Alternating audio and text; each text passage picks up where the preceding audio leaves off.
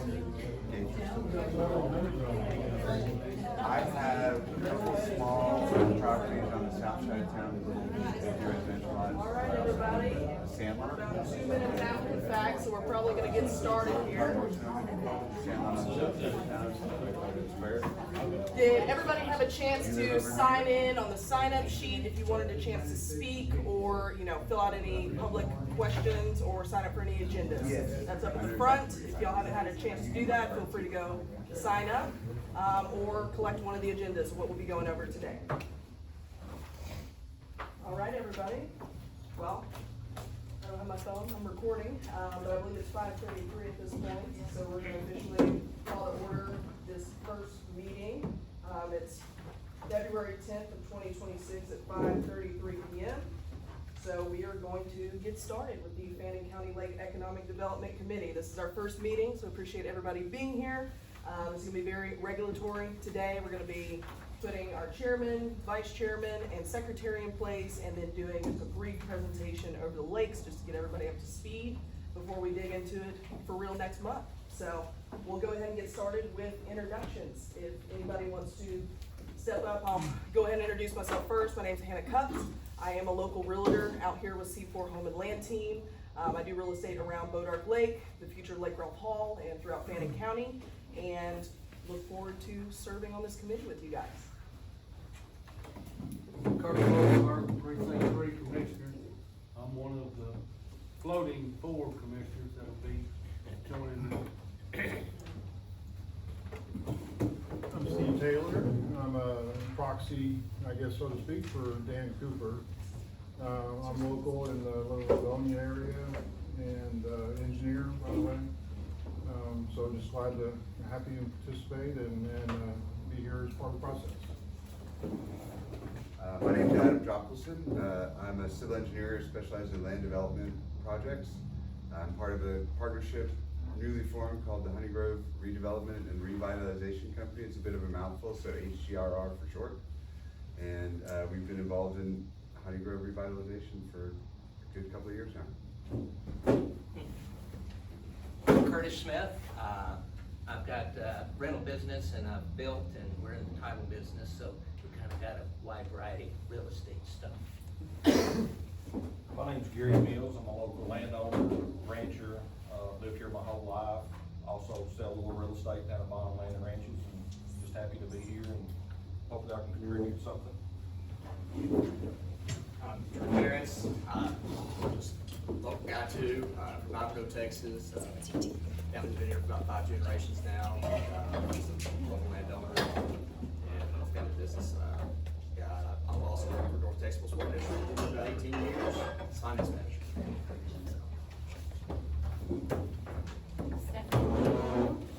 Local, been here my whole life, business owner, landowner. William Myers, I'm with Bonham Economic Development Corporation, and honored to be here. Hopkins, Fannin County Development Services, also a very small ranch owner. Jason Kahn, I'm a professional bass fisherman and a guide on Bodark Lake, so hopefully I can help in all that, in those situations there with the lake, so that's what I'm here for. All right, we're going to move on to agenda item number 3, public forum. I have one sign up for public forum. You're welcome to go, Judge. I want to begin by thanking everybody for being here. We're looking at one, I don't want to say hell, I'll say heck of an opportunity. We have an opportunity here to develop our area the way we would like to see it developed. We need to reach a consensus on that point. We need to take advantage of that. We've got 2 beautiful lakes. We've got 2 organizations that are willing to cooperate with us. We're a little bit at odds in the sense they want clean drinking water and we want development and we want fishing and we want to have boats out on the lake. So there's a little bit of conflict, but we need to recognize that. But this is our opportunity. To me, if I was to tell you what I think is most important, I'd like to see a marina go in on the lake to the north. There's also a possibility of a park there. They've talked about maybe giving us some land. we would have to put money into it. I'm talking about the county, if we can't figure out how to do it by PID or some other tax device. And down south, I think it's big and important that we get piers out on the lake. There's been talk in the past about not allowing piers, and there was a desire early on to have a park all the way around the lake and not have homeowners owning down to the water. I think we're past that. I think we've come to the point where Upper Trinity is willing to let us have docks, and they've committed to that, and that will allow for good development. I'd like to see a place where we have a lot of Dallasites who have homes up here who don't have exemptions and are paying us a lot of money in taxes. With nobody going to school up here and not a lot of demand for police. Thank you. Thank you, Judge. All right, does anybody else want to speak in public forum?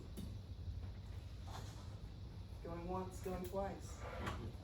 All right, well, we'll get into action item for the agenda number 4, discussion, consideration, and action regarding the election of the FCLEDC chairman, vice chairman, and secretary for the 26-27 term. These are going to include our designation of member designees or proxies. All of us are business owners, so we have at least one person that represents us whenever we can't make a meeting. Our goal is to be here always, but as we know, life comes up. So we want to have somebody designated to be in our spot when those times come up. So everybody's informed and knows how to stay on top of what we discussed from the prior meeting. So if we want to open it up, I don't know if we want to do a vote around the table by show of hands, if it's an anonymous situation. I'm all ears of how we want to go about this, so. I nominate Hannah as chairman. I'll second it. I'll raise my hand on that. I think that's a quick one, yeah. Well, thank you. You sure you want that job? I guess I'll gratefully accept the job. I appreciate it. It's been wonderful so far, and I know we've got a lot to tackle over this next year, so I'm looking forward to it. All right, next up is vice chairman. Who would like to either volunteer to be vice chairman, or who would like to elect as vice chairman? What are the duties of vice chairman? Well, that's a great question. To fill in when the chairman's gone. Pretty much, you are my representative, I guess, when I don't show up, would be the thought process behind that. Hopefully I can always be here, but worst case scenario, what would happen is if I was not available for Commissioners Court on a certain day, if we had something to bring to Commissioners Court, the Bois Lake Zoning Commission, the Lake Route Hall Zoning Commission, any entity within the county, they would be the one to speak for this committee, in replacement of myself, would be the situation, I would say, in terms of duties. So ideally zero responsibility? Ideally, that would be wonderful. But it's a role, so you never know. I might, have a missed month, so we always need some backup support, but if anybody is wanting to Stephanie, volunteer. would you be willing to take that? I don't think I can right now. Okay. Thank you though. I've got Is other- that something you'd want to take on? Secretary maybe for her. No, I will volunteer to be vice chair, so I don't have to second. Still in there. I'll nominate, Oh. I'll nominate Jai. Yeah. I'll second Di. I think Di's a great one again. She knows the process. Do we wanna vote on Di being the vice chairman? All right, unanimous. Moving on to our favorite, who would like to be the secretary for the committee? So what does this duty really involve? Di knows what this duty involves. This is a very important role. The chairman will work directly with the secretary on creating agendas, I think is the number one thing. We'll establish an agenda. They'll be the one taking meeting minutes. Granted, I will say I'm hoping to get a lot more tech savvy where we can record and do a lot of the meeting minutes not so manually. But this will be for important motions, who did the first motion, who did the second motion, writing down who the member was and what the vote was really the main duties of the secretary role, unless there's anything I may have missed there, Di, in that responsibility. Posting the agenda probably, yeah. Posting the agenda. Which, I can probably help people put stuff on, the county yes, I do think we have a contact to help with that, so shouldn't be too big of a barrier for getting everything digital, on that front. Yes. Would anybody be willing to volunteer their time to be the secretary? I vote not to do it. I second. Well, I mean, that's not my specialty, I'm sorry. looking around, Mr. Curtis, think you would be willing to be the secretary? I'd do it, I'm not that good shuffling paper, but, That's okay. whatever it takes to get it going. Well, I promise to make it easy on you. I like that. Well, Get my vote. I'll second. Thanks, Avery. We'll vote for that. Okay. Thank you, Mr. Curtis. All right, well, it looks like that is a wrap. I will be sitting in the chairman position. We have Hopkins sitting in our vice chairman position and Mr. Curtis Smith sitting in our secretary position for the 26-27 term. So until this time next year, we will open these votes back up and restart the process. But that is a close, I believe, on agenda item number 4.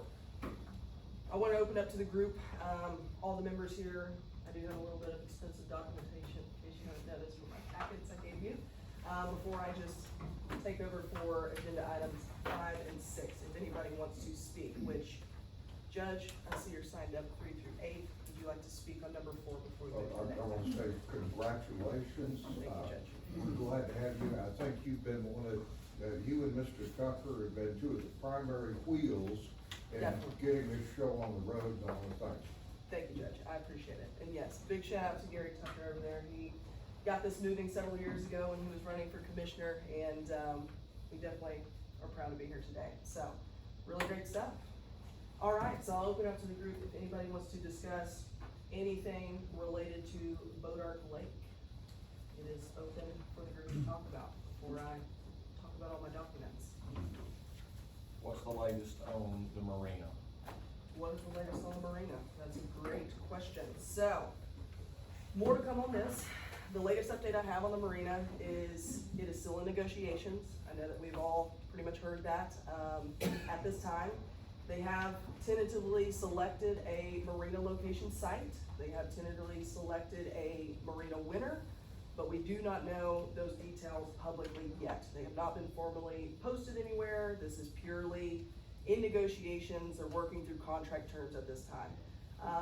The latest update I had is that there was a meeting in November, December of last year where they saw an original contract.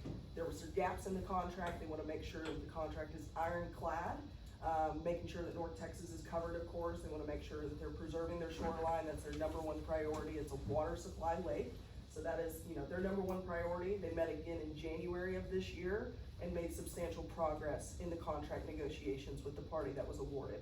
So, from what I understood, I did speak with the Assistant General Manager of North Texas that did reiterate this. So we do know some factual details, and we are expecting more details in their April Real Estate Committee meeting is what they expressed to us. So they should have an agenda item on it at the April meeting. They meet bi-monthly is what I understood. They canceled this meeting, or this month's meeting. There was not a lot to talk about, so they are scheduled for April, where the Marina is expected to be a discussion topic. If it goes to the board of directors following that is an unknown at this time, but we will have more details at the end of April at this time related to the Marina. Hopefully that answers your question. Mr. Mills?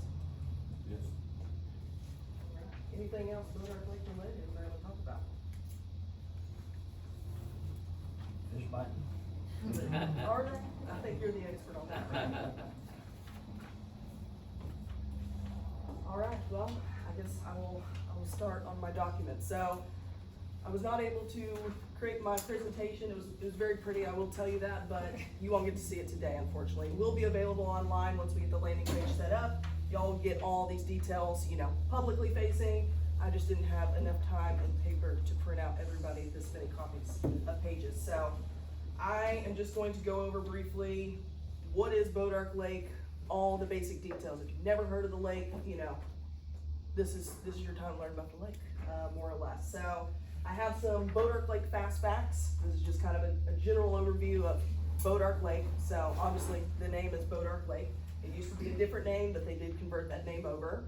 It's located in Fannin County, of course, and it is owned and operated by North Texas Municipal Water District. Now, the total surface acres of this lake is 16,641 acres, which is smaller than most North Texas lakes, but it is a decent sized lake. It's very comparable to, I think Lavon is, within a few thousand square feet or acres of that lake. And the way this one is positioned, there's a lot of open water, the way this is set up. It's not as covey as some of the ones that you see in North Texas. There's definitely coves in there, but it's a much more open body of water. The max depth of this lake is 70 feet, closest to the dam area, thanks to Bois Creek and Sandy Creek and all those that run in there. It's very, very deep paths that have cut through those channels. And the average depth is about 22 feet across this lake. Jason can speak all to the depths. He's a pro fisherman out there, so he knows all about that. The big ones I want to call out here is, what is actually recreational on this lake? We always hear this is just a water supply lake. The biggest thing we ever hear. This isn't just a water supply lake. That's what it is for North Texas. That's not what this is for Fannin County. And we're a mutual partner in that relationship with North Texas. So we signed that contract with the intention of it being a recreation and asset to the county, is the thought behind it. So the breakdown of this lake, we actually have 10,518 acres designated for recreational boating and any sort of recreational uses, swimming, tubing, jet skiing, all the things you think about when you think of recreation. 6,123 acres is restricted, timber, shallow. These are more of your conservation areas. Now I can argue that, the full lake is fishing, of course, but these are the designated fishing areas. There's a clear divide of this lake, which is the FM 897 bridge. You've got the west side, which is closer to the Bonham side, which is more of your timber side. That's considered the shallow side of the lake outside of the boat channel. And then your east side of the lake, which is headed towards the Honey Grove area. That is your deep water recreation side of this lake. So when you drive across that bridge, it's very distinct when you look left and right of which side is which, if you haven't seen it. So this lake opened officially in April of 2024. So we are just shy of the 2-year mark on this lake, which is crazy to think about. It's been open that long, but not long at all in the grand scheme of lakes. This is the first lake in 30 years to come to Texas, and it landed right here in Fannin County, which is pretty phenomenal, if I must say. So breaking down the communities that exist today on Bois Lake. So right now, this doesn't include any of your standalone lake lots, any that are, lake adjacent, anything that was pre-existing. These are going to be your HOA communities that came because of this lake, how they were established. They knew it was Bois Lake. They went through the subdivision committee through the county here, and they went through the process and they had one-day sales, is typically what we've seen out here. So the first one that went for sale was the Peninsula. That was in May of 2023. That was the first community on this lake. There was massive buzz, if anybody was out there at that sale. It was a learning curve to see just how crazy these one-day sales can get. It was something to where it started at 9 a.m. People were literally sprinting to lots at 8:47 in the morning, and they were gone within 17 minutes of it opening to the public. And these weren't just, they were gone. People were writing 10% down checks and securing their lot and going through the process. So very high intensity, the really pent up demand, and we see this across the lake in all areas. There were 75 lots within the peninsula. They also had a sister community, I like to say. They're two communities, but they have shared amenities. It's the same developer, same community in a sense, but they've got two names, shared amenities. So the Shores of the Peninsula has 63 lots. And the peninsula sold so quickly that they ended up opening the Shores of the Peninsula before they even had it platted, before they had any additional details, and on a whim sold that one out that same day within the next hour. So huge demand It was for that platted, first. they couldn't have sold it. That's it. Oh, that is correct. It was platted, they hadn't platted. They didn't on have selling. the pricing sheet to their plat. That's a good correction, thank you, Doc.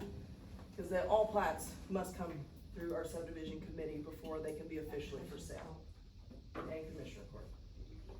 We also have 5 Points and the harbor at 5 Points. So this was our next batch that came through. There was one that was done on the west side, but I'll stick to the east side. So these are the east side developments so far. We have the peninsula, the Shores of the Peninsula. We have 5 Points and the Harbor at 5 Points. 5 Points was sold in April of 2024.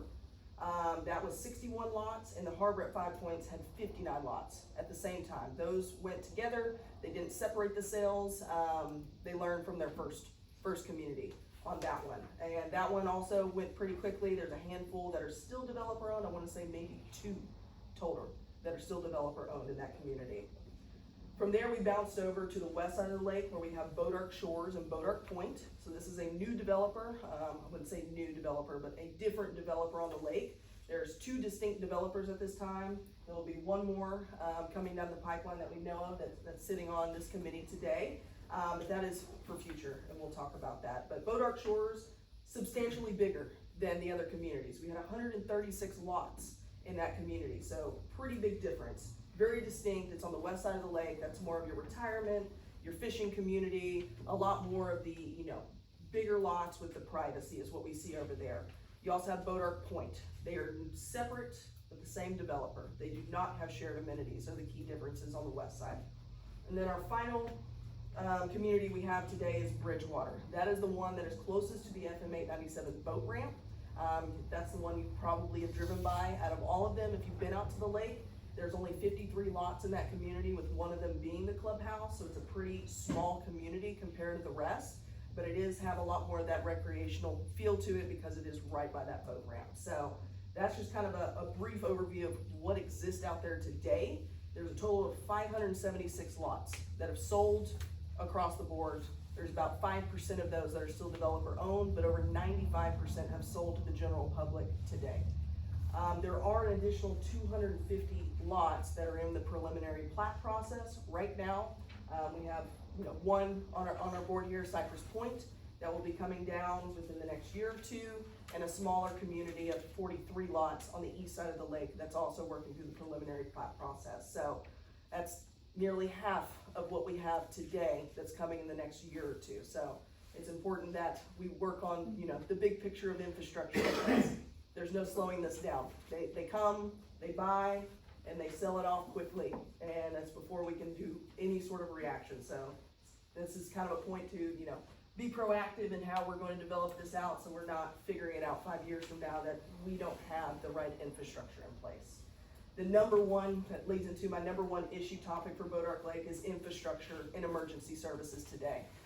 So we'll, as a group, be working to solve those issues together to where we can improve the infrastructure that exists, work with Troy Hudson. I know he's willing to be a part of this with emergency services on how we can make sure all the residents of Fannin County can be safe and enjoy this lake to its fullest potential. There's a lot of information, but I'm going to move into our myth versus fact.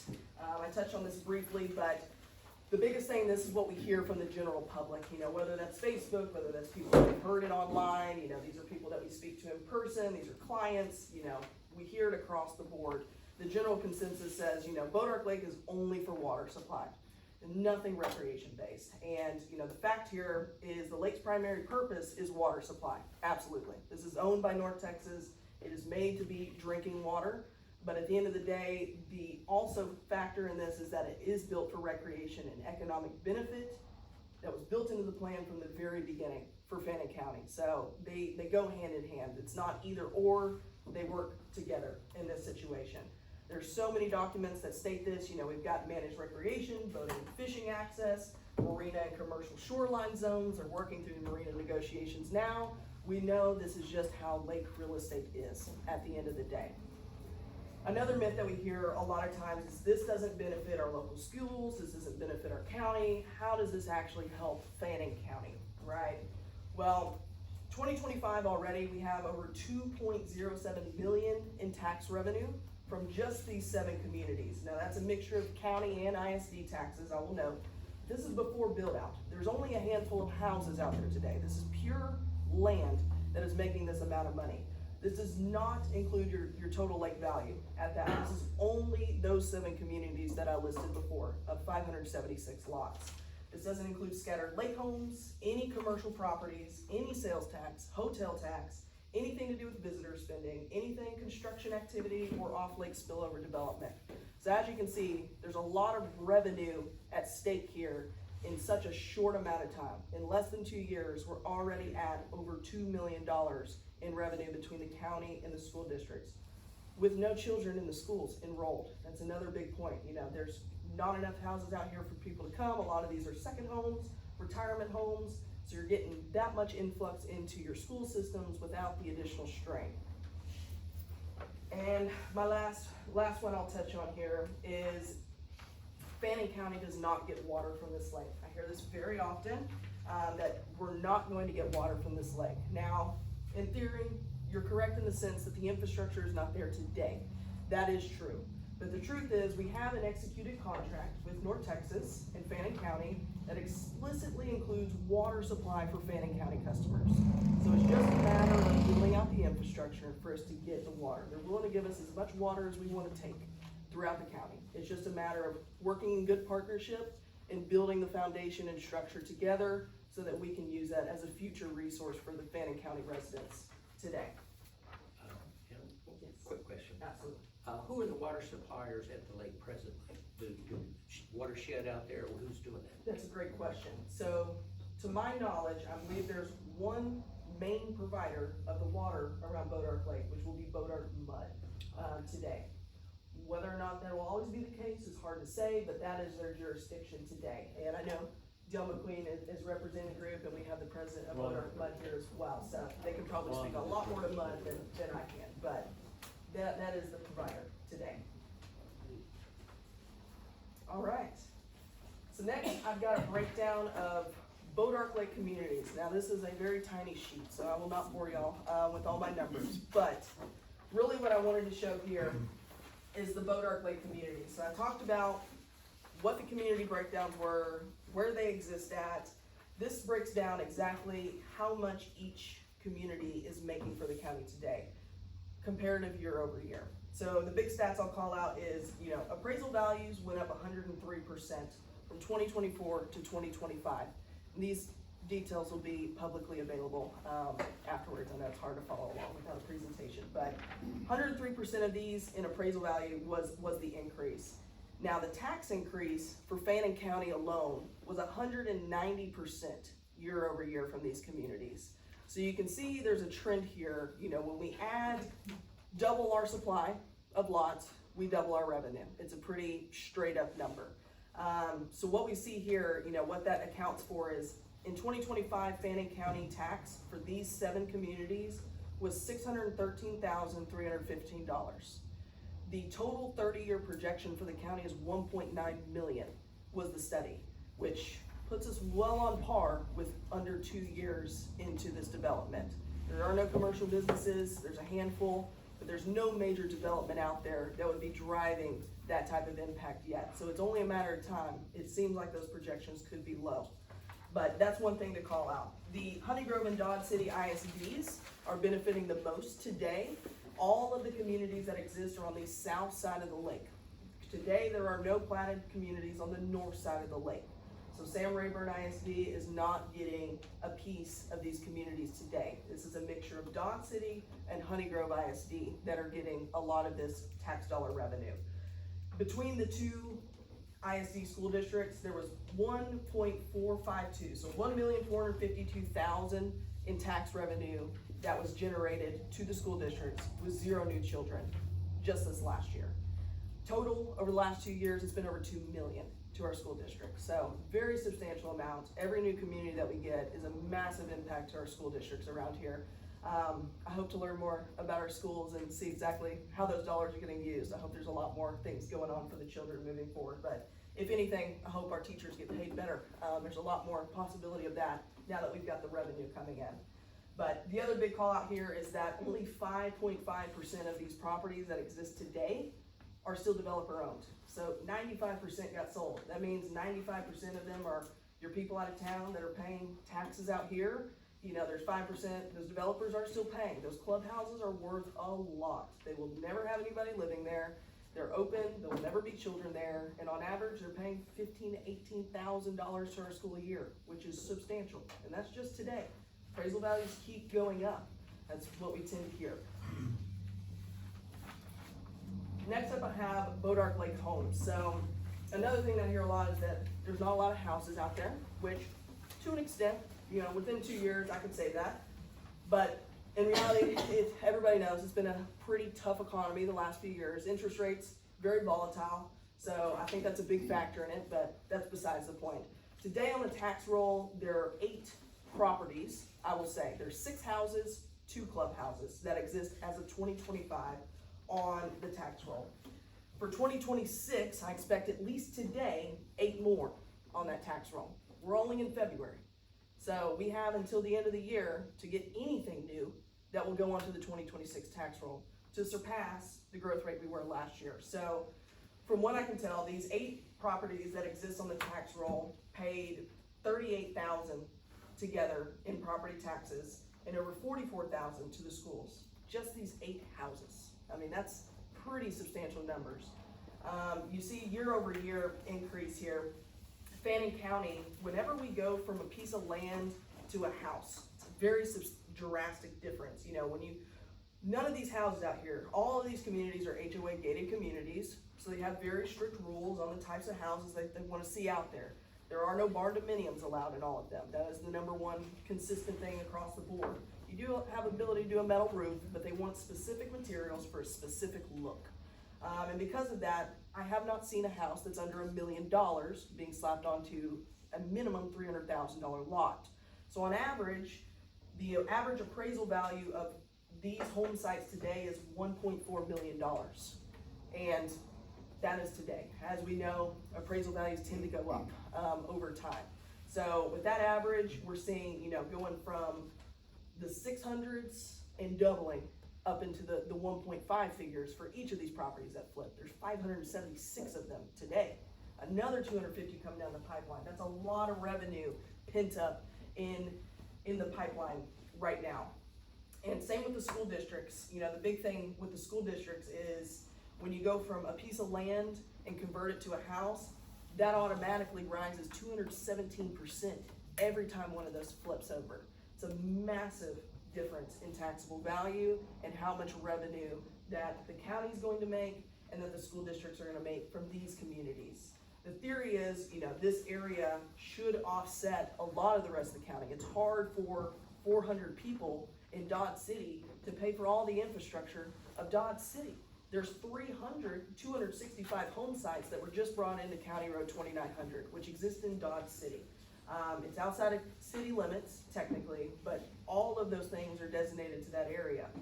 So there's a lot of room for people to get involved in the local cities. I think that's another big part of this is, you know, county and city collaboration. I know that we have a lot of Bonham members here to kind of help push us forward.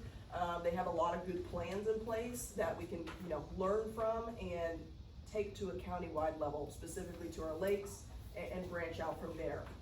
But really the big takeaways from the homes is that every instance we've seen so far, they double the value of taxable value of that property instantaneously.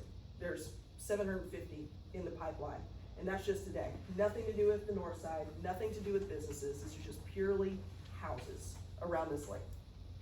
So that segues a little bit into the Boat Ark Lake businesses. What exists out there today, which is more of what we're going to be going after as this group. You know, we want to build out the infrastructure, understand, you know, what are the barriers that developers are running into? What are the barriers that are preventing a business to say, I'm gonna bring my business to Fannin County. I'm gonna bring my business to Boat Ark Lake. This is the reason I'm coming here.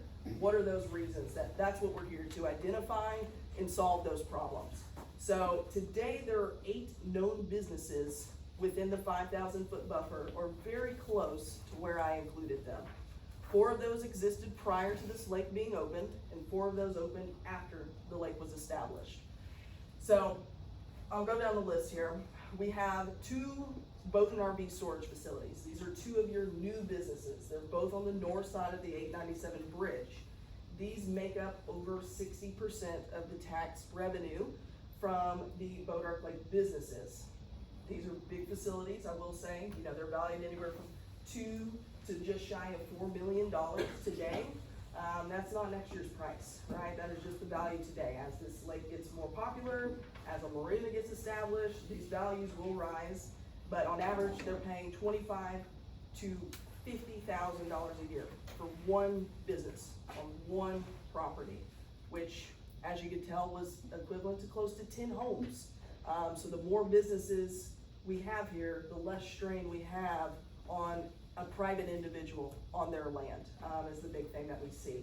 We also have a propane business. This was a new one that came off US 82 right before the 897 turn. Now this is just outside of the buffer zone, but this is driven obviously by Bodark Lake. He brought his business out here from Paris and he named it after Bodark Lake, because he knows this is gonna be a propane area. We have 82 Bait and Tackle. That is the only bait and tackle shop around the lake. The closest convenience store is Nana's on the north side of the lake. She has bait, I believe, as well, and some ice. But really what we're seeing is people stopping at TXB, which TXB is lovely, don't get me wrong, I love Subway at 2 a.m. Every once in a while. But reasonably down the road, people want ice closer to the water. They want to get bait closer to the water. They want to eat close to the water. You know, all the things you typically hear around the lake.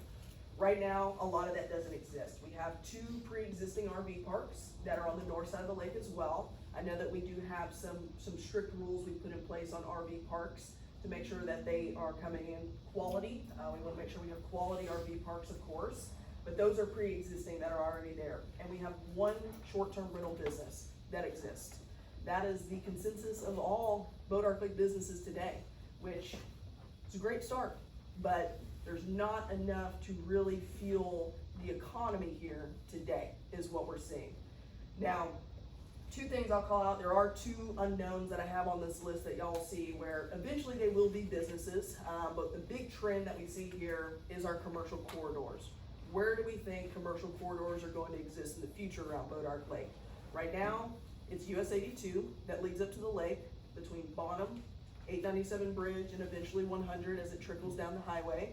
And then we've got the major FM 897 corridor. That is where we're seeing most of the development today at the intersections of US 82 and 897 and the intersection of 897 and 1396. That's where we're seeing most of the development, and that's where, you know, we expect a lot of the people and traffic to be. The main boat ramp is the south side of 897, so it only makes sense that that's where businesses are focusing themselves right now. But there is opportunity. There is a point on, the south side of 1396, the Allen Chapel area by the 5 Points community that has been on the market. It is completely commercially zoned, and it definitely has a lot of potential for more business-related development with the right planning behind it. But just wanted to call out, those 8 businesses paid about $100,000 in county taxes last year, just from those 8 businesses for 2025. This is one last sheet, I'm getting close to the end here, of commercial targets. So I just compiled a short list. This is mainly for the members here, so we'll know game plan for the future of what's on the market today. This really just gives us an idea trend-wise, where are commercial properties around Bodark Lake showing up, so that we can make an idea of, where we expect the right type of development to come from. We want, businesses in specific areas. We want to keep certain areas ag exempt. We want agricultural land in the mix because it's a big deal. Making sure, we respect the land that was here before, but there are designated areas made for commercial use. And as I mentioned, a lot of those are done US 82 and FM 897 moving forward. A lot of these properties you see here are going to be peninsula points. Like I mentioned, in the Allen Chapel area, there's the South 1396 boat ramp is where this one's located. That is on the market. It's about 100 acres of commercial land there. It is a steep price point, I will say that, but it's real estate. It's all negotiable.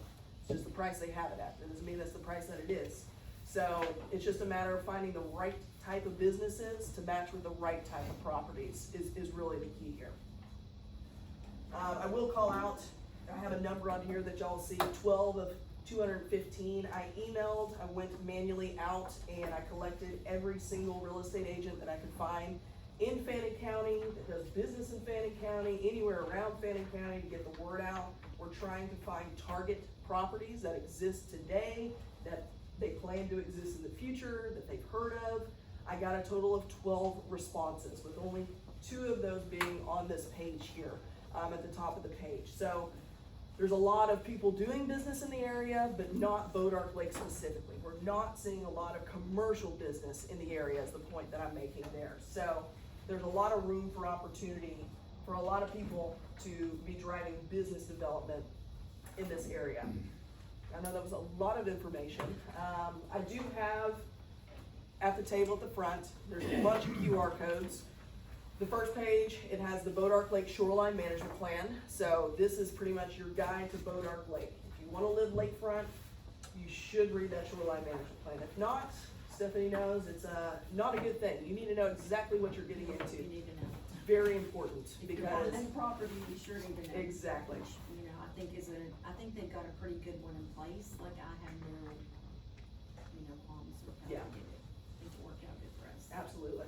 Yeah, and, to echo that, this is one of the more strict shorelines in the state of Texas. They did that on purpose. They've seen the mistakes that have been made at other lakes, and they put the barriers in place to prevent it from happening here. And that's the anticipation is the county wants to echo that as well. We wanna make sure that we're providing smart, sustainable growth around this lake that matches what we want here and not what's just coming here, is really the key thing that we're driving here. We also have on there the Boat Ark Lake Comprehensive Plan. Now, looking at it, I think it was from 2016, so it looks like it's due for an update, based on what I saw. But there's a lot of great information there. It tells you about the Texoma region, what this lake was about, all about the recreation, and really what this lake intended to be. Also on there, you have your zoning regulations. This is a big one. I know Commissioner Fogelberg here is on the Boat Ark Lake Zoning Commission as well as the Lake Ralph Hall Zoning Commission. That is their domain. They handle zoning, so anything zoning related goes up to those boards or committees, where they go over all zoning changes within the buffer zones is what we see. And the last QR code on that page is a link to the contract between North Texas and Fannin County. This gives you a good idea of exactly what type of partnership the county and the water districts put themselves into. From what I've read, everybody's on mutual terms. There was, North Texas has fulfilled every commitment that they made in that contract to date. There's still more work to be done, of course. There's a lot more negotiating to be done. So I think they're willing and more than anxious to be good partners with us moving forward. So it's a really good read, just to get you up to speed on all things Boat Ark Lake. That is my spiel on Boat Ark Lake. I promise Lake Ralph Hall won't be as long. But I will open it up to anybody with questions I or have comments. a quick question. Yes. Have we heard anything on this Bellevue? So Bellevue it's no longer going to be a community on Boat Ark Lake. So for everybody to know, there was supposed to be, off the top of my head, I wanna say 207 lots in this 100-acre peninsula by the South 1396 boat ramp. This was not successful. The reason why was it not successful was because of the wastewater. So around Boat Ark Lake, every lot that you see out there is an acre or larger because it requires a septic. So every property out there equals a septic system. Anything that is under an acre requires a wastewater plant, which would have cost them 5 years of timeline, to my understanding, with TCEQ guidelines. So they did not have the ability to wait 5 years to put that in place, was the reason they did not move forward with the Bellevue development. Now, it is on the market. I do have that labeled there under Blake as the realtor, and they got it listed as 2 separate parcels and then 1 large parcel altogether. So you can either buy a block or buy the whole peninsula, is the thought behind that one. They have it at a hefty price point, I think of $25 million for the whole peninsula.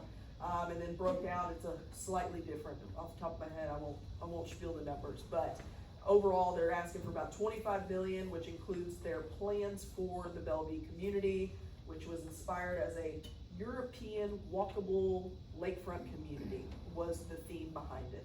Very cool concept, just not all the planning in place to get to the finish line on that one, but has the ability to get picked up by another developer or turned into something that I think is a little bit more commercially driven, less housing development, more towards restaurants, pull up your boat style. Bellevue was trying to be a planned development with restaurants. Correct. That's what I thought. Yes. Have the restaurants. Wedding chapel on the water, which was another barrier as well. You know, the marina's one thing, a floating chapel is a whole other thing.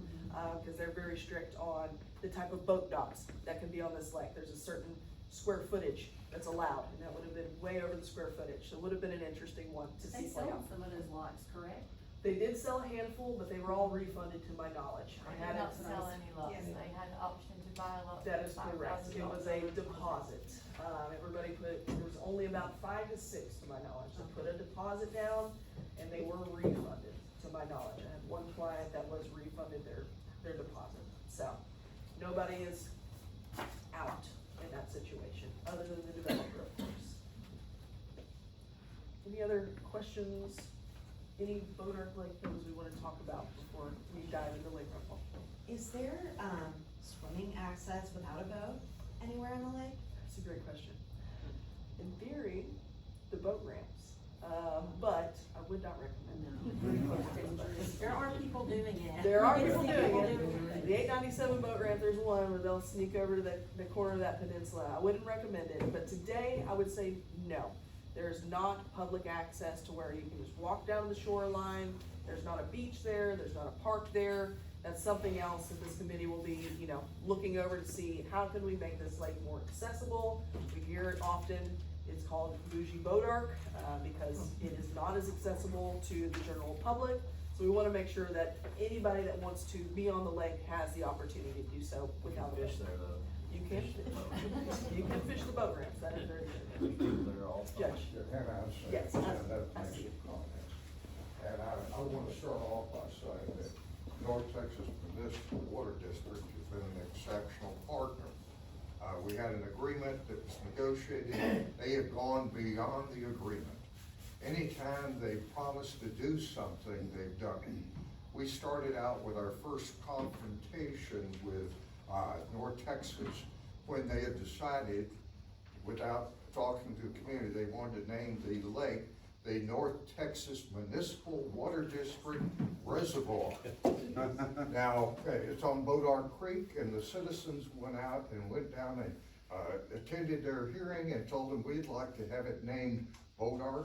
I was down there and I said, okay. And I think that brings people up here. We've had some back and forth about the number of boats on the lake. Right now, they want an average of no more than 300 boats on the lake at any time. That limits the number of docks that you could have on the lake. They also want fairly expensive docks. That's good, unless you want to have a fishing dock. So there's all what they've done has been good, and it's good for development, and they have consistently worked with us.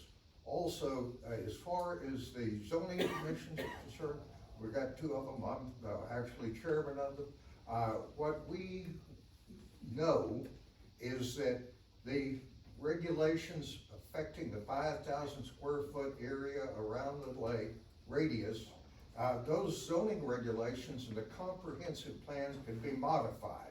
They're living documents. We need this committee to advise us as what they want is commercial enterprises, present it to the zoning commission, which presents it to the commissioner's court. We have the opportunity to model our development. My last comment really has to do with timing. When I first came up here, which now has been a little bit of time ago, I don't want to say over a decade, but it has been. When I first came up here, I'm on the lake. It wasn't a lake. I had friends who lived down in the bottom that were madder than Hades, that change was coming, and they were being forced to sell their property. Change comes. You can't stop it. And we were told at the time, well, the lake's gonna be full by 2016. Didn't happen. When we start talking about a marina, we're probably 2 to 3 years out, folks. This is a long process, and we need to keep focused on planning and the results that we want to achieve. And that's based on consensus. What does the county want to do? Let's plan to accomplish it, and let's work with the 2 entities involved to accomplish our goals. That's North Texas, and that's Upper Trinity. Thank you.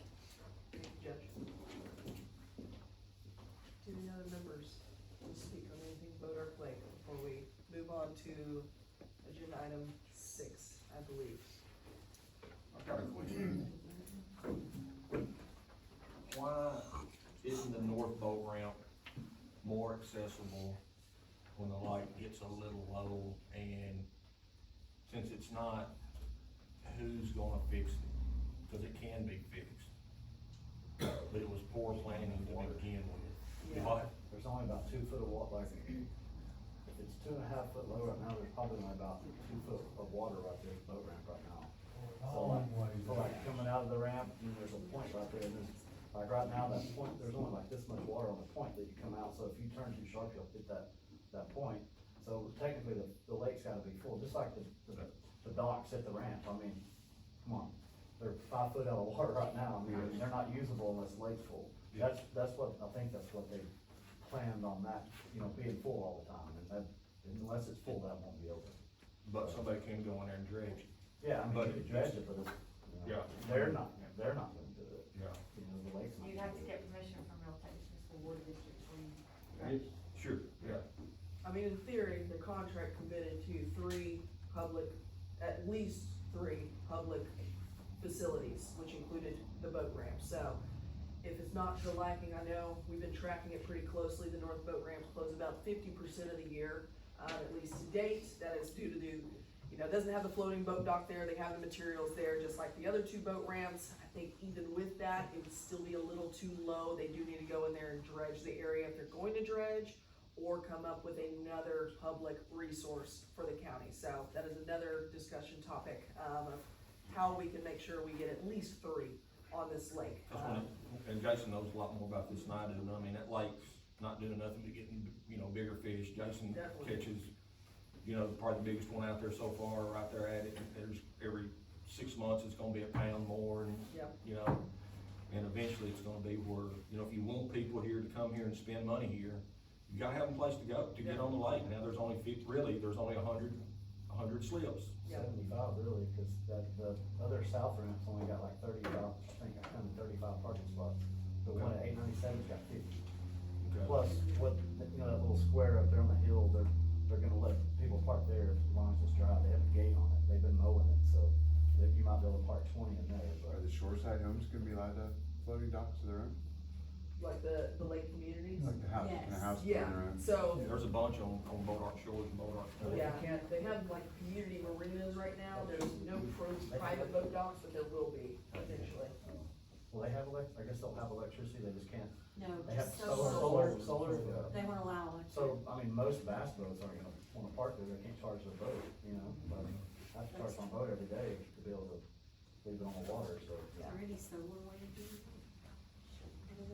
Or a Wouldn't be different, too good today. Yeah, well, did they say why the boat ramp's closed right now? Because last year it was closed at 4 foot low, and it's only 2.5 foot low right now, so I haven't even I asked think that once it question. hits 2 feet below, then it's closed at the north boat ramp. When it hits the 532 foot elevation, that's when the north boat ramp closes. The full pool mark is the 534 foot elevation. That's when we've got the max amount of water. It starts to spill over once we go past that point.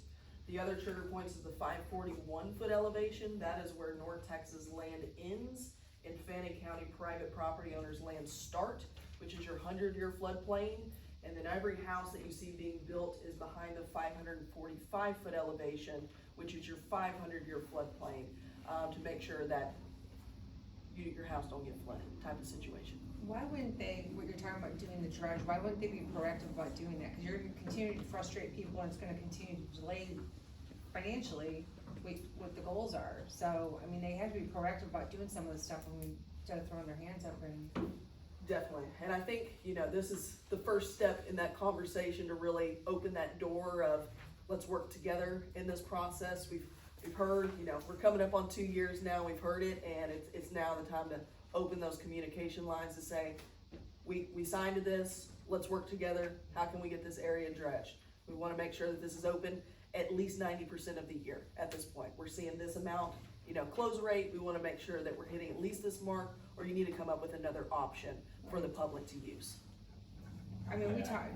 I'll chime in too. Yeah. So when I talked to Hannah about joining this committee, I said, we're trying to join just as a landowner and a local resident, not really representing the district. We got great personnel to to do that, so I don't wanna put my foot in my mouth and say something wrong here. But I will say for the boat ramps and things, so, you know, that was part of the design, and, the issue though is that we run into state regulations just as everybody else does. Even with that, sounds ideal that we should be able to go in there and dredge that lake anytime we want to, we can't, the district can't. And so it's something that's a process that we have to go through the state to get that done too, so, a lot of red tape.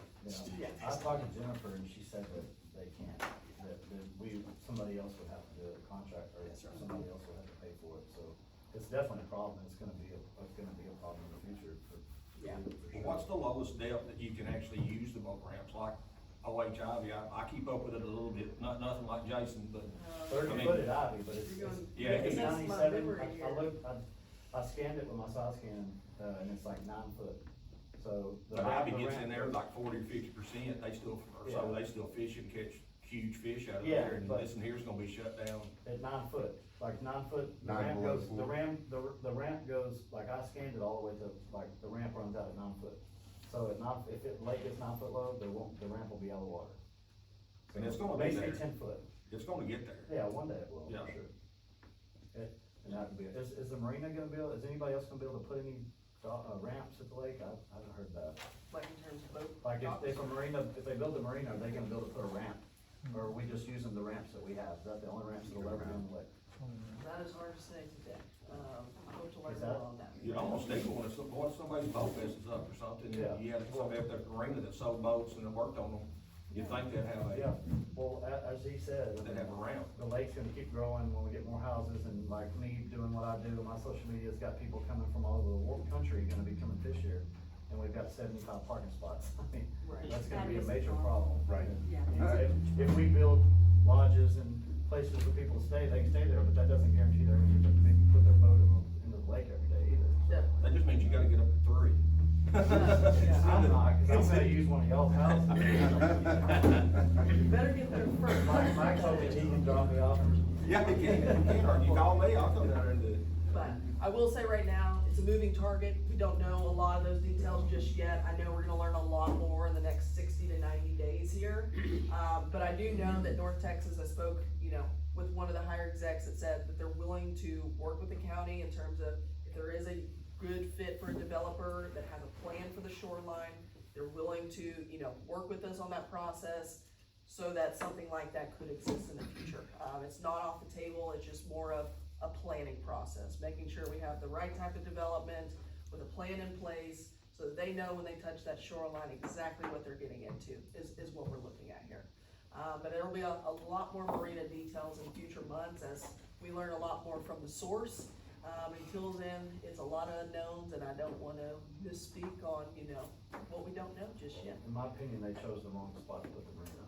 Well, that is something we will see If it's gonna what's be where going to they're come to saying light. it's gonna be a south and east wind, it's gonna wash that thing out. It's gonna be brutal right there. They need to be off and tucked into a cove somewhere. It's gonna be more wind protected, cause it's Well, we right already there. lost them in the peninsula, Yeah, Yeah, I know. wiped them out.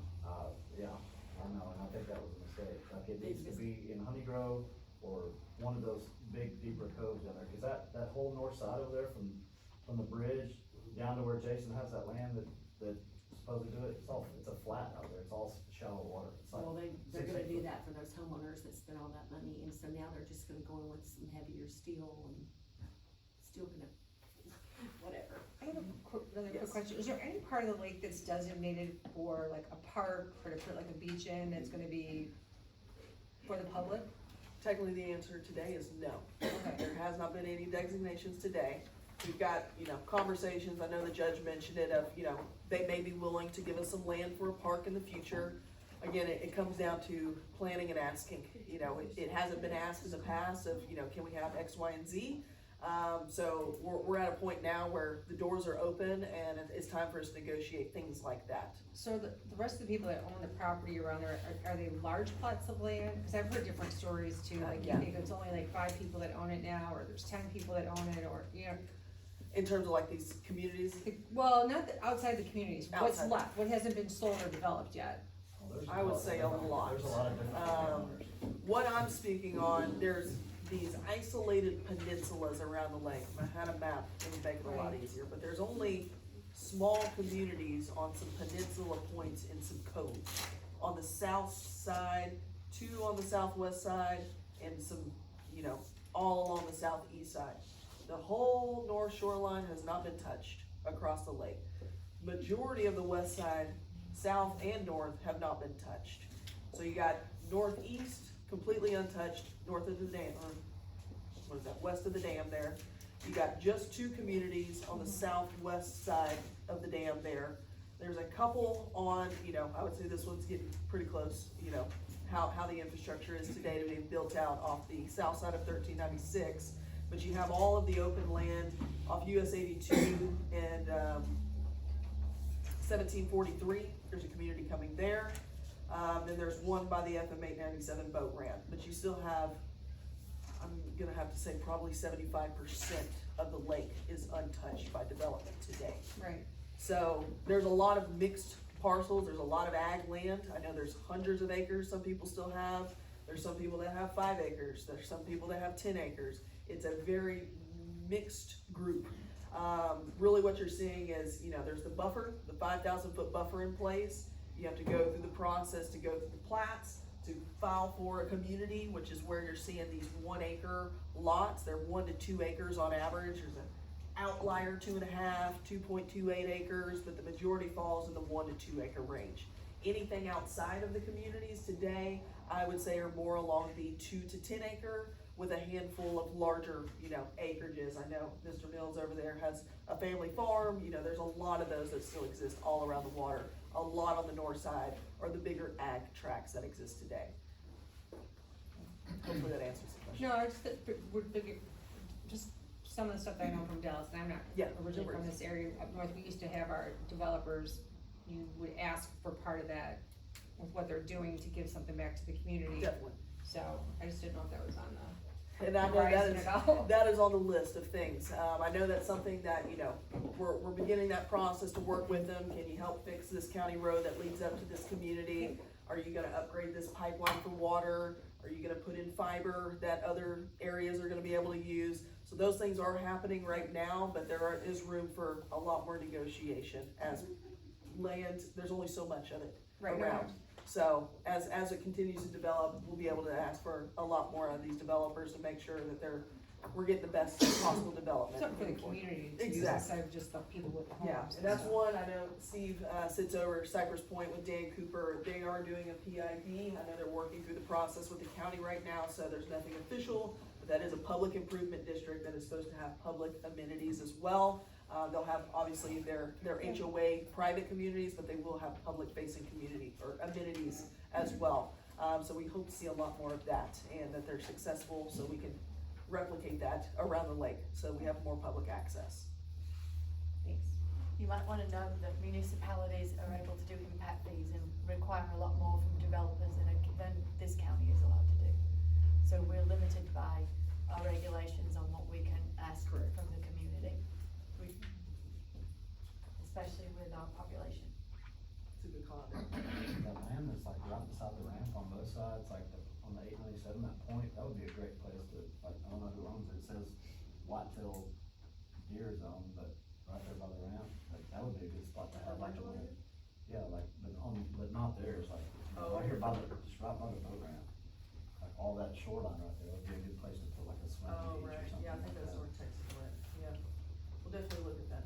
Yes, sir. Could the boat ramps that are proposed, if there are any, on Recreational Hall, could they be improved, extended before the water fills up, like doing work? Yeah, and I know Doug with Upper Trinity is here, which is where the conversation shifts a little bit. We'll kind of transition over into Lake Ralph Hall, but Lake Ralph Hall is owned and operated by Upper Trinity Regional Water District, so completely separate entities, completely separate way of process. In theory, they work the same, but they are different.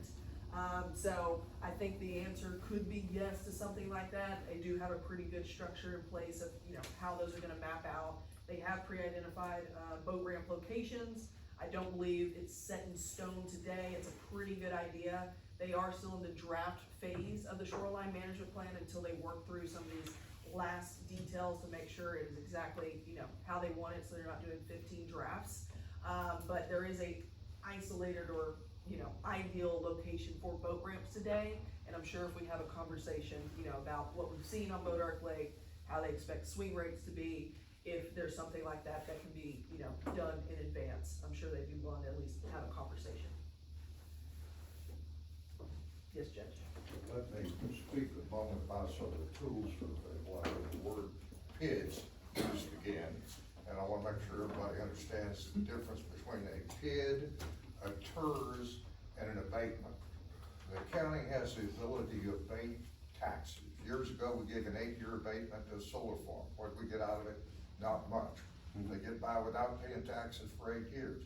We can do that for the right type of a development. The way a PID works, we go in there and we basically allow the developer to sell bonds. He can sell those bonds. The bond payers get paid back to the people who buy property. If that money goes into putting in hiking trails or tennis courts or docks, our citizens from the whole county get to use those. So that is a neat tool. Now, TERS is a little bit different, and I'll explain that. TERS is where the portion of the tax is taken and used in a particular area, and the taxes are collected from the people who live there, but a quarter of that may be turned over to developers in the area to build things. Those are basically the 3 types of tools we have available to us to encourage development. Not only have developers or the community. The community ends up, paying the bill, but No, it could end up being the county or the community that uses the TERS funds to make an improvement. Yes. It's not just developers. yeah, but it's gotta be in that area. Yes, It's exactly. gotta be in the developer's area. Yes. But that's the shorthand on those things. Want everybody to have a general understanding of the tools available to them. Thank you, Judge. Thank you. And I know we'll have plenty more meetings in the future. I know that the city of Bonham just is working through the TERS process themselves for the downtown, Bonham area as well. So I'm hoping Sean Pate will enlighten us on how that process worked in the future. So we can learn a lot more about the TERS and what tools we have to use so we can, you know, allocate tax dollars without changing anything. That way we can reinvest back towards infrastructure and public access for this lake, which is the key things that we're looking forward to: improve development and public access. All right, that's all. Then we will head on to agenda item 6, I believe it is, for Lake Ralph Hall. This will be a much shorter process. I will say Lake Ralph Hall is getting close to impoundment. They are finalizing or getting close to the end of the dam completion, Leonhurst Dam. We are expecting that within the next 30 to 90 days, I would say. They should be wrapping that up, and we're gonna start impoundment of that lake. Historically, Boat Ark Lake filled in about a year. It didn't take too long. Now granted, it depends on what season that we're in. You know, Mother Nature dictates how much rain we're gonna get, and that's exactly how Lake Ralph Hall is gonna work too. But as soon as impoundment starts, they will start collecting water, they will start providing water, for, you know, drinking purposes, and eventually, once we hit full pool of that lake, which is, what we expect, you know, I would say 2027, you know, at some point, depending on how rainfall is, it's coming up sooner than later. So, as I mentioned, this is owned and operated by Upper Trinity Regional Water District, so completely separate water district from North Texas. They have their own set of rules and operations, their own set of personnel.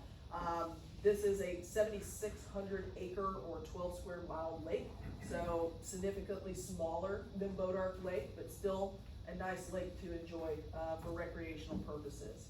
They do have a bridge feature that has the pedestrian walking across it, which I love the idea. I don't know why that wasn't 897, that would have been nice, but then again, that's a big bridge. I don't know if I wanted to walk across it anyways. But 34 has a massive bridge that goes across where this lake will be in the future, across the Sulphur River. It is a very nice walking area if you wanna go check it out. They also have fishing jetties. That's something that Boat Ark Lake didn't install, so there's a lot more public recreation availability today, before the lake's even filled. They have the Ladonia Fossil Park that they closed down and moved and, reestablished over there. So a lot more, flexibility in that sense. They do have the bridge at a certain height to where this one I know will allow sailboats as well. So there's a lot more different options. So we're gonna have 2 distinct lakes in Fannin County. Bodark Lake is on your northeast side of the county. This is on our southeast side of the county, I believe. Maybe, somewhere in that range. And Lake Ralph Hall is just outside of Ladonia. Ladonia is going to have a massive impact from this lake. It was planned, 30 years ago with the Ladonia, and Fannin County involved, Bonham was involved, and originally, same kind of thought process. They needed water. They knew water was going to be a factor in the long run. This lake also will be a water supply lake for that particular region. It does require infrastructure to be built out, but it does have a guarantee in the contract that Fannin County will receive water from this lake. So we have 2 drinking water sources for the future of Fannin, which is very important. But on the other side, just as important is the recreational factor. Both of these lakes have planned from it from the very beginning. They have put it into how they built this bridge at Lake Ralph Hall. They want people involved. It's connected to one of the oldest hiking trails in the state of Texas. It goes right through the Lake Ralph Hall area. They have that planned. So there's a lot of public amenities that will be in place for the Lake Ralph Hall area. So, as I mentioned, we do expect water delivery to start in 2026 from Lake Ralph Hall, pending when it will be open to the public based on when the lake actually fills up. So, as soon as that happens, we'll get a lot more on top of it, but we're in the pre-planning phase, so we can be more proactive in our approach for Lake Ralph Hall. We'll be, working on, Bodark Lake is still very new, so there's a lot of, course correcting we can do early on, and we can take what we learned from Bodark Lake and apply that to Lake Ralph Hall where it makes sense. The number 1 topic for Lake Ralph Hall today, it is the debate between OSSFs and the wastewater plants.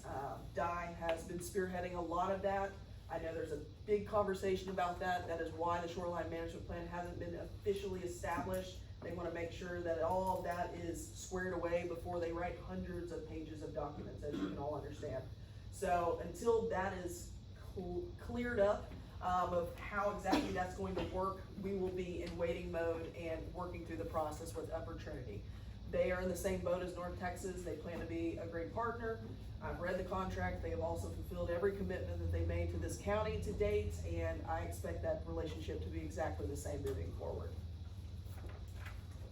All right, I know I have myths and facts. It's very similar to Bodark Lake. It's not just a water supply lake. We are also going to get recreation out of Lake Ralph Hall. It's built from the very beginning. They will have fishing, boating, nature watching, boat ramps. They have the fishing jetty. I know they've been working closely. I'm sure Jason knows Texas Parks and Wildlife is very involved over there. Lots of big dollars getting put into, crappie housing, and it's expected to be just as popular, I think, of a fishing lake as Bodark Lake will be in the future, just on a smaller scale. We also have the fossil park and potential trails and recreation partnerships with this group. So lots of good public recreation around this lake and potential, especially since it is so new and still developing out there. The other big call out is, the lake doesn't help the local area, it only helps the outside cities, and that is not the case. There's a contract in place that says that Lake Ralph Hall is intended to benefit the Fannin County residents, the local economy, environmental restoration, regional water supply, and local economic development around the lake. So the main similarity between the 2 contracts is Fannin County signed up to be the leadership role in economic development in our lake regions, which is why this committee was formed. We are taking the next step in that commitment that we made and wanting to work in partnership with these water districts to take it to that next level of exploring the economic development where we know exactly who our neighbors are going to be, not who wants to come in here, it's who we want in here, is what we're seeing. I want to say, pretty short for Lake Ralph Hall, I must say. There's not a lot of information, it's still in draft phase. I do have, as I was mentioning before, my handy dandy QR codes. I got a lot of QR codes. Please don't be overwhelmed. Feel free to just take a picture, browse on your own time, but you do have their Lake Ralph Hall Shoreline Management Plan, which is a draft. You have their comprehensive plan, which tells you all about what they're going to be and what they're trying to do. The zoning regulations that Fannin County has put in place to make sure that we're having smart development in this area, as well as the contract between Upper Trinity and the county at this time. So all of those are available to everybody. That is all I have to say about Lake Ralph Hall today, but we're gonna open up to anybody that has questions or comments or anything to add to Lake Ralph Hall. Are there large developers that are already purchasing or have purchased around Lake Ralph Hall? It's a great question. To my knowledge, I'm not aware of any. I'm sure they exist, but to my knowledge, nothing like what we've seen, at least in the Bodark Lakefront, where they got in a year prior to them opening, and they started those sales. We haven't seen that yet. I do expect it will happen eventually, but until that shoreline management plan is established, everything's a guess, and we wouldn't recommend it, because until we know exactly where that shoreline exists at, it's not worth the risk of buying property where we don't know where the boundaries are today, so. There's still a lot of hesitation over the septic versus. Exactly. sewer. That is the big point of topic, is septic versus the wastewater plants. It will impact costs on either the developers, which will eventually put it down towards the customer, and how that's going to shake out. So until those details are established, we don't know just yet, but we know it's coming. That's the big thing, and we can plan for it, and we know exactly what to expect moving forward. And I know that, Upper Trinity will be a good partner, explaining exactly where they're at in the process and how we can work together in that. Good question. Anything else? What's the date that is supposed to be the goal for Lake Ralph Hall to be filled by? The Is it- date they expect Is to it be like 5 or filled? 6 years out or longer? Oh, No, that's, No. I Oh, it's wouldn't not that say long. that. they're expecting to finish the dam in the Yeah. next quarter. Yeah, Okay. this quarter, at any point, any day now, they'll be completing the dam, starting impoundment. That's when the dam, completely sealed, and it's just up to Mother Nature at Under that normal point. conditions, it's a year to 2 years later. Yeah, from what we've seen from rainfall in this area, if you haven't lived up here, it rains when it rains. Something about this Red River, it gets going, and, they didn't spend all this money for no reason. So it could be 2028. I'm realistically thinking 2027. It could be 2028, depending on how much rainfall we get, but historically, 7,000 acres. it's a much smaller lake. Yeah. It took a year for Bodark to Okay. fill, so that's where I'm kinda gauging that, where it puts me in 27 timeframe, maybe 28. Yeah, so I've seen it run. Yeah, when it goes, it's gonna go.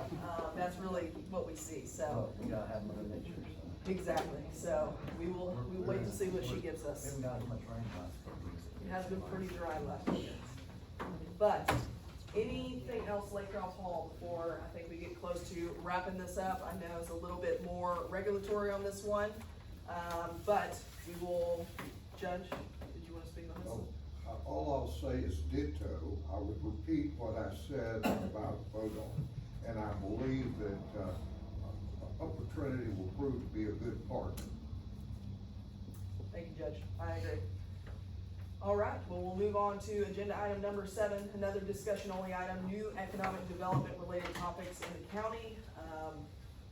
Today, we don't have as much of this will be a standing item, but if anybody wants to speak on anything that comes to mind, you're more than welcome. I think I've said plenty today, so I will reserve it for anybody that wants to speak on it, on our committee here.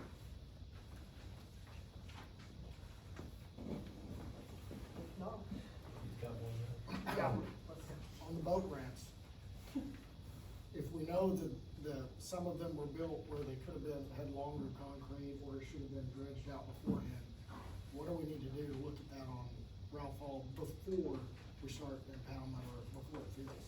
Yeah, I think the Because next step, dredging, yeah, doing a little bit of grading is different than dredging. definitely.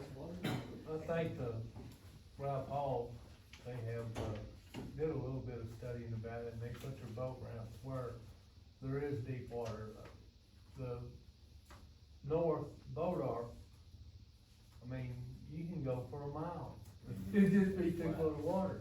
You couldn't even most people couldn't back that far. Yeah, there's a lot To more. get it relief down in the than that water. in the sulfur. So, I mean, Well, it's usable where it is.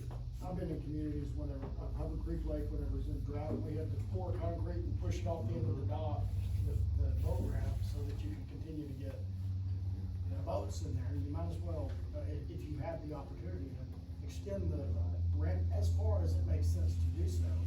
Well, Or dredge another foot out, not dredge. I think they studied that, and like I said, at the 9 foot level, It's hard to it's like, over with. it's hard to like imagine it until it's actually got water in it, you know? Yeah. I think that Ivy had to get really super low, and then they redid their ramp to that But depth. you and then- know what the you Yeah, know we what do the, that with the transit, I mean, you can figure. you know what the elevation is and what, it makes sense. It doesn't make sense if it's, 1 foot every 1,000 feet, but Whenever they was doing that one on the north end, I guarantee you one of their hands on the dozer or whoever knew that was gonna be a problem. yeah. If you're on the dozer and run one very much at all, You didn't even need to be on the desert to know that. I mean, you can tell they just That was- very, That's crazy. very poor planning on that. I mean, anybody with any sense could have seen The that. docks at Boat too need to be replaced, like they need to fix those and make them float. Where they flow, where it don't look like Yeah. whoever built them They're is 5 crazy. foot out of Yeah. water right now, and you can't even use them.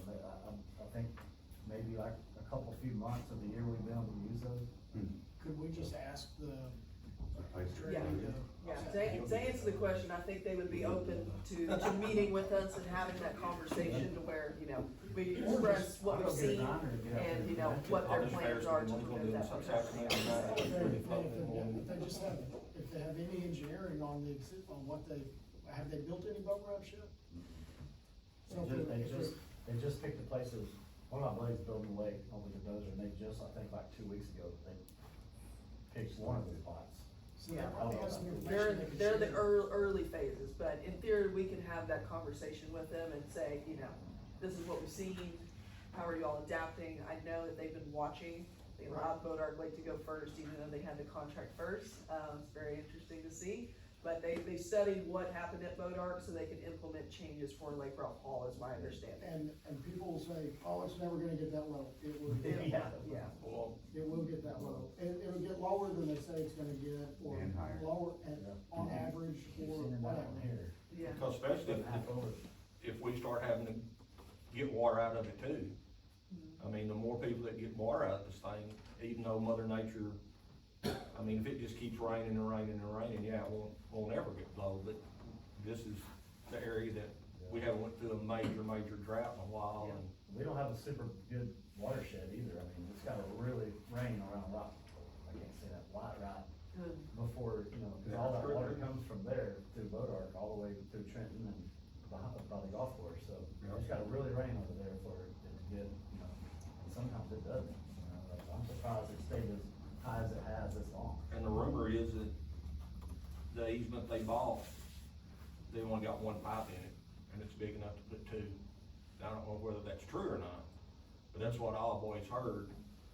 They put that pipe as far as they could on one side of the easement, now they can go in there and put another pipe in the same size, which is 8 foot. And they're doing, aren't they doing? Cause they built it for water, they didn't build it for us, even though we're gonna get to use it for recreation and stuff, they didn't build that for people to get on a boat. They're gonna sell all they can sell if they need it, is my I opinion. recommended to her, like, we were just talking one day about it, like, all the water that goes over Lake Texoma and goes into the Red River, like, why is there not a way we could get a pipe or some way to get that water to keep our lake full, you know what I mean? So, like, millions of gallons of water goes into the river and it goes into the ocean, like, it's wasted water that we could be benefiting from here, or anywhere, not just Boat but anywhere, that's a lot of water. I mean, I've seen that thing open for 2 months, just poured water out of it, and it's wasted.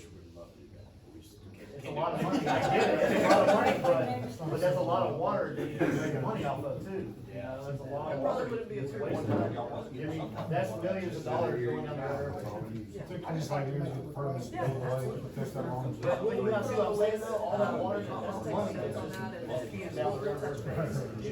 That we can be, somebody can be profiting off of. That's what they say in Houston, when people from Houston come to Dallas to visit, flush the toilet twice, so that water ends up in Houston.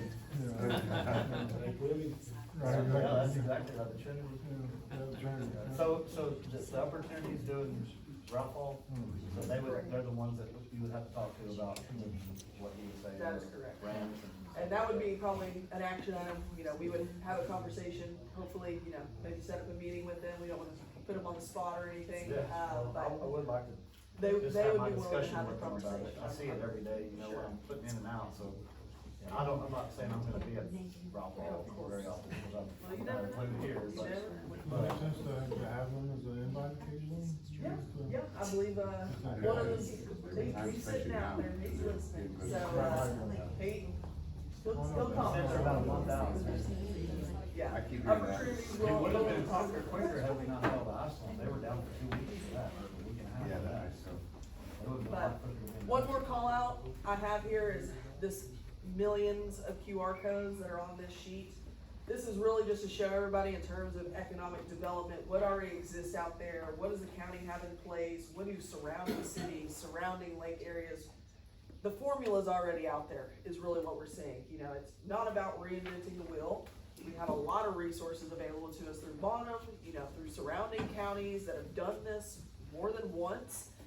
It's just a matter of putting the pieces together at this point, is the situation that we're in. We have a great foundation, we've got subdivision committee regulations, you know, we've got abatement policies, we've got zoning regulations, future land use maps, we've got all the pieces. We just need the strategy to really bring it together at this point, is what we're aiming to do here. And I know next month will be a lot more action oriented and how we're going to take those next steps. This was much more broad overview of let's get everybody up to speed with the lakes, formally introduce each other and get familiar. And next month will be a lot more of how are we going to do this, in terms of building an economic development plan. I know we have, our lovely William here that's gonna help us a lot. I have a feeling, I hope he's ready for it, in terms of economic development and next steps. And we'll learn a lot from the city of Bonham through TERS and many other entities that are willing to come in, EMS. We've got, you know, Freese and Nichols. There's a lot of people listening that want to give input so we make the right decisions moving forward on sustainable development in our lake regions here. So y'all are more than welcome to take a picture of this. Don't feel the need to scan each one. I won't force you to do that, but great information there. From what I could tell, we are one of the fastest growing communities in the state of Texas and in the nation, really. There's a study out there that shows that the Texoma region is the fastest growing region in the United States, and Fannin County is the #1 county in that region, which is crazy to think about. That's a study between 2020 and 2030. We have a 22% growth rate projected for Fannin County. Massive numbers. Although, you know, it's always been a small community, I expect that to be, you know, at the foundation of what we're aiming for is to keep it rural, to keep that, you know, small town lifestyle, but still having to adapt to the reality of it's here, it's knocking on the door, we've got some valuable property out there. Grayson, and Cook County are only growing at 8 to 9%, which is still enormous amounts. We're at 22% through 2030. And I expect that number to stay consistent. So we need a plan for that infrastructure. The people are coming. It's just a matter of when at this point, so. Is there gonna be a website or a centralized place to get all this information to? Great question. And to track it over time? Absolutely. Very great question. The answer is yes. We will have a website through the county page that is being formed.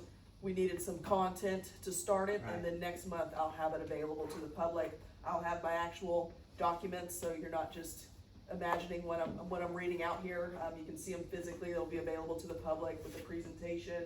We'll have meeting minutes as well as the agenda and next month's agenda for you available along with the bylaws. And those scan codes, it'd be great to put. I'll have those scan codes for you, absolutely. And I heard we eventually put, like, you're all doing great things here, so I just wanna thank you for all your efforts, but I know it's a lot of work, a lot of volunteer time. But are you gonna be putting this like on a Zoom so people can really get out there and you can share? That is my intention. Today I recorded it from my phone. How good of a recording it's going to be is highly debatable, but if it turned out okay, I will put it on YouTube. Hopefully it'll be accessible through the website, and moving forward, I am working with the Fannin County IT department to where we can rig up this building. There's a lot of important meetings that happen in this building. Only the courthouse is rigged up for Zoom at this time, so we're People would looking love at, to see this, so. you know, exactly. So we'll be looking at least to have a call-in method to where you can listen in. You may not be able to see my face, but you can hear me. So that is on the agenda for us to do. I have a paid Zoom account of my own. I don't know if it's allowed to be used, but I can have meetings for up to 100 people or something. Yeah, it's great to know. We'll definitely explore it. It's a few pieces into it, but I'll fill everybody in on where we're at. But we do have a plan in place, and the plan is to make it most accessible. Judge, Doug, I think I saw you there. On the docks. Oh, They're yes. not very No, I don't have. high enough or low enough, I guess, water's too shallow. That was discussed back when Judge Moore was judge, and North Texas at that time said after everything was done, they'd go back and fix the docks. That's my understanding, so I think we've got a commitment there to fix those docks, so I want everybody to be aware of that. It's good background, Judge. Thank you. I appreciate the context. 'Cause yes, Doug, I think I saw you, yes. Yeah, so I, Doug Janeway, Lake Ralph Hall, so appreciate the comments. We're gonna be a good neighbor, good partner with, Fannin County, have been now since, 2004, maybe even earlier than that. So we have a contract with the city of Ladonia and also with, Fannin County. We did start before North Texas, and turns out we're in a different, Corps of Engineers district than they are, so, we've had, many years of permitting, if I got that done. And so, we were the first one permitted in Texas in 30 years, and that's where we started building. But we're getting there as fast as we can at this point. We certainly have taken the opportunity, and our friends in North Texas have been great partners with us too. We know them from not only here, but also in the Metroplex with our cooperation and coordination with them on many things. And so, we get to learn from them a lot of things, so we are taking lessons from them. We have 3 boat ramps that are in the public domain, and those are being built as deep as we can get them. And you know, so you've got to understand that to get those boat ramps deeper, just what we're doing, it takes hundreds of thousands, if not $1 million, over $1 million to get them to move the dirt out of the way to make them deep enough. So we are using the available terrain to get them as deep as possible.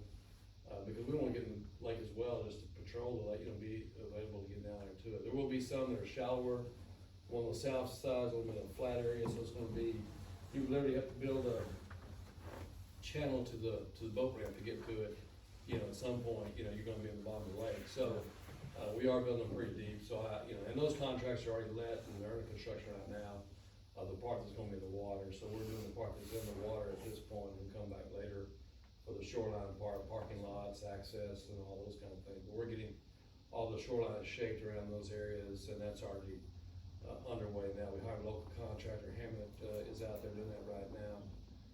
One of the things I want to point out, I appreciate all the stuff you're doing, Hannah, on the things you have, resources you could point to people to. I would also point out that if you go to lakeralphhall.com, that's our website.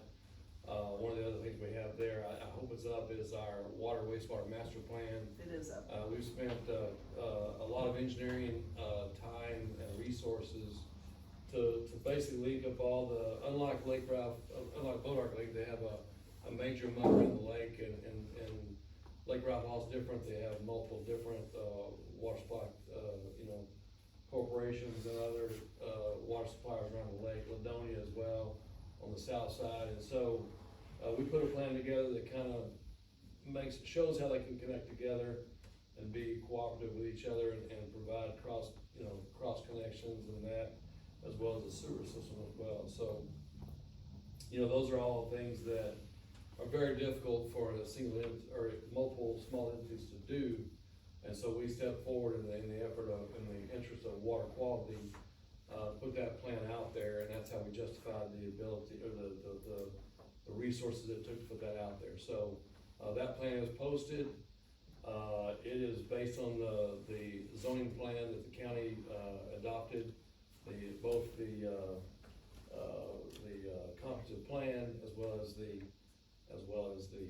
zoning, map. So, we're happy to be a resource to this committee and contribute where we can and are wanted. So, again, we're gonna be a good partner with, you guys, it's our interest. You know, recreational and clean water and development are not, contradictory, and they're not, mutually, exclusive. So, we plan on, supporting you in your development efforts. And at the same time, we will, of course, we're gonna protect water quality, as also will North Texas do the same thing. So, but we're happy to be here, and if you've got any questions, I'll be happy to answer them. I'll meet with you anytime, if you wanna come out, we'll invite you down to the southeastern, Lamar, Fannin County, to, visit and look at the lake, so. Thank you, Doug, I appreciate the background. Hey Doug, are the docks that they're talking about, are they gonna be stationary or like floating, more like? We've Maybe like got, the ones if we have you look at our plan, we have posted right now the draft plan, there's two different kinds of docks, we have the ability to have both, either. You talking about the ones at the boat ramps or the ones at the? Yeah, the ramps, yeah. We certainly understand what happened in North Texas is boat ramps, so I'll just say, right now we're focused on the concrete going down. And we're doing some, a little bit of levee work around, the one over on the north side, 2990, that's up in a cove, and we are actually building a little jetty on that one to protect it from the wind coming from the south.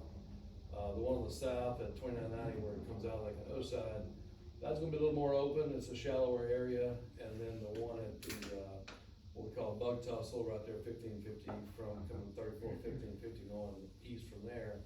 That was also up in the Merrill Creek, kind of, cove, I say cove, it's a very large cove, so at least it's kind of protected from the wind from the south. But as far as boat docks are, as far as the docks go for that, they'll be, hopefully designed in a way that's, again, we're learning lessons from other folks, so. Well, as much as they fluctuate out here, like I said, those you can't even use, so somewhat of a floating dock would seem to me like it would probably be better with as much as our lakes go up and down, that you can use them, you know, year round. Certainly won't be able to use them, for sure, so we definitely are paying attention to that, and we have engineers that are gonna solve those problems for us, so we'll have a good design on that, so, thank you. Awesome, well, great information, I think we got a pretty good overview on both the lakes to get us up to speed at this point. This document will be available online as well, but I do have a list that I've compiled. My mother and I have gone around to all of these different meetings over the last couple of years as we've been learning the area, getting familiar with who's who does what, and these are at least what I've come across as some of the relevant lake-related committees that are throughout Fannin County that meet monthly. You know, this is Commissioners Court, our zoning commissions, these are our subdivision committee, this is our water supply agency meetings, these are our local chambers, these are all the people that are going to be impacting these lake regions in the future. I'm sure there's many more that are not on this list, and I will continue to update that as they become available, but I think this is a great start. You know, power in numbers, we can only go to so many, there's a lot of conflicts on certain days, so a lot of this group hopefully will be able to attend some, as, you know, they're available to do so, and we can report back and have a good consensus on where the county stands across the board to make informed decisions on, zoning. But we will move forward, I believe, now to number 8, which is our final, action item, setting our meeting for next month, and we'll get everybody out of here. So this is the discussion and possible action to set new Lake Economic Development Committee regular meeting on March 10, 2026. So that is a month from today in the same building. This is what is proposed. If anybody wants to make a motion, or we have any conflicts that we want to bring up at another date, may be best for the group. If agreeable, I'd make a motion to have the meeting on March 10th. I'll second. 2026. Okay. And I'm guessing the time is 5:30? Yep, it is 5:30, same time, same place. That kinda works better for y'all, I mean, since you're having, would that be the same day that y'all have y'all's, It is, Commissioners Court? well, I guess. That's what my question was, we wanted to make it kinda easy for y'all too, since you have to go to that meeting. I didn't know if it'd be good to do the same day. since Actually, you Commissioners suggested Court's that. on March the 3rd, and it won't be on March the 10th. Yeah, it's not a Rotates. problem. Tuesday's a good one. Yeah. Well, and isn't it the following 2 months after that? I Honey Grove. That's correct. Conference with this building. That's correct. Yep, we'll establish that at the next one, a secondary meeting location and, figure out, but for well in advance notice for everybody. April and May, this building is unavailable to us. There is somebody that pre-booked it, at 6 p.m. I was able to get the rest of the year outside of, April and May, so we will be graciously hosted at one of our members' business, Boat Ark Hall, for the April and May, where they intend to give us a tour of Boat Ark Hall, which I classify as a lake-oriented business. They came here because of these two lakes. They built it, revitalized it in the downtown Honey Grove area. It's a very beautiful area. Honey Grove is booming, and has the potential to do a lot in the downtown area. And they recently purchased the Marcom building that they're also planning to restore. It used to be, I believe, where people, were born Yeah. back in the day. You're right, wow.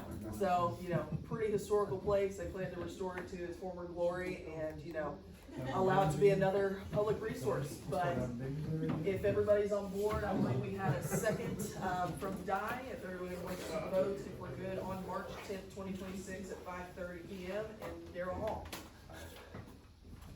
All right, well, Before we adjourn. yes. When we, do our research, look at every single. Plenty for you to do that. Who do we route, questions to? Who do you want us, how do we wanna handle committee questions? That'd be the secretary. Jared's supposed to get those, I think. Specific requests from Fannin County to route.